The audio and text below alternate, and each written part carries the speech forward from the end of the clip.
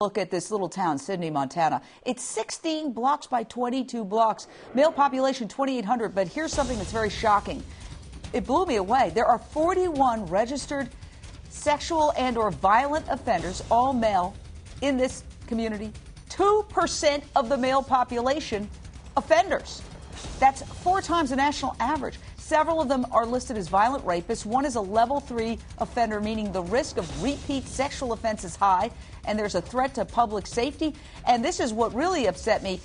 Libby Burt, the publisher of the Sidney Herald, 10 of them are reportedly non-compliant, which means they haven't updated their information. They may have left their location, but all of these offenders are within 1 mile of the jogging route. Almost all within a quarter mile of the route and Sherry's home. Libby, what do you know about this? I guess I know exactly what you do. You know, it's what is reported to us through the law enforcement, and that's what we report on is when. Well, you are the publisher of the local paper. Can you put it into context for us? Why 4 times higher than the national average? I can't give you an answer for that. You know, I just can't. We have a lot of people moving into our area because of a lot of activity with the oil industry, and I do not have an answer for that.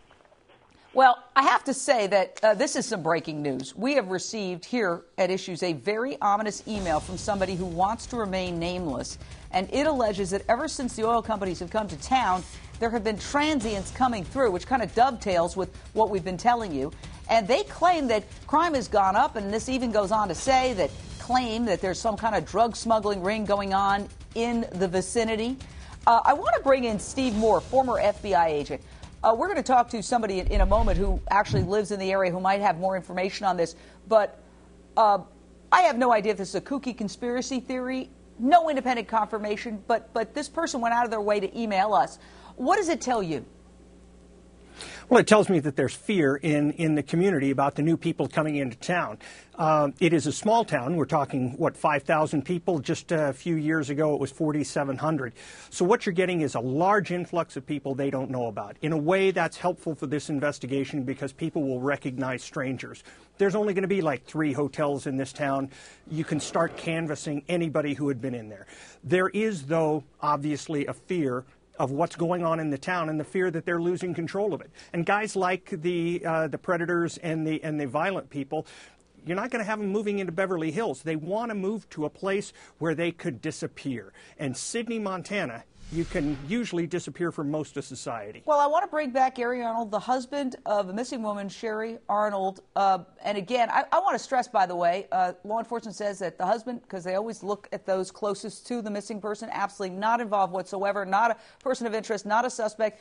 He is a victim as well by extension because he's being put through hell as we search for his wife.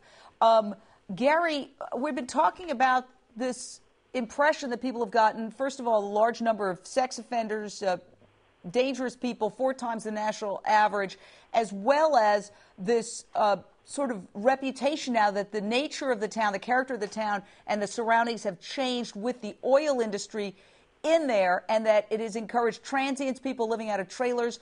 Have you discussed this with Sherry at all? Did this ever come up in conversation about maybe it wasn't safe to run in this area?